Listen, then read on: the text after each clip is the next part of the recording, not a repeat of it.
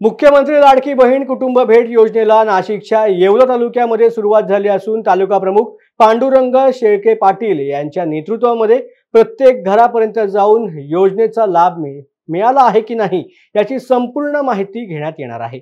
या भेटी दरम्यान महिलांनी मुख्यमंत्री यांचे आभार व्यक्त केले। यावेळेला महिला आणि ग्रामस्थ मोठ्या संख्येने उपस्थित होते।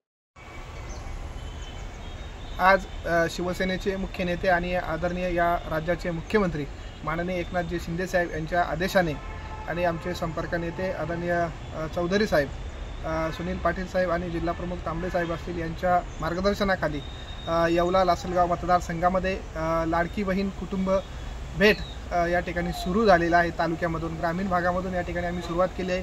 या कुटुंब भेटीसाठी खूप मोठा प्रतिसाद खरं तर आम्हाला मिळत आहे। खरं तर आम्हाला 15 कुटुंबांना भेटी द्यायच्या होत्या, परंतु 15 कुटुंब झाल्याच्या नंतर सुद्धा काही ज्या लाभार्थी आहे महिला त्यासुद्धा आम्हाला येऊन भेटत आहेत। मुख्यमंत्र्यांचं त्या ठिकाणी कौतुक करतायत, मुख्यमंत्र्यांचे प्रतिनिधी म्हणून आमचं त्या ठिकाणी अभिनंदन करतायत आणि त्या माध्यमातून देखील अजून एक काही प्रश्न समोर येत आहेत महिलांचे। काहींचे KYCचा विषय असेल, काहींचा आधार कार्डचा असेल, आधार सीडिंगचा असेल, बँकिंगचा असेल, त्याच्यामध्ये देखील काय करता येईल ही बाजू आम्ही महिलांची जाणून घेतलेली आहे आणि त्याच्यामध्ये सुद्धा आम्हाला काही प्रदर्शनानं लक्षात आलं आहे की बँकेकडून सहकार्य होत नाही। त्या संदर्भात लगेच आम्ही येवला येथील सर्व शाखेंना आम्ही भेटी देणार आहोत।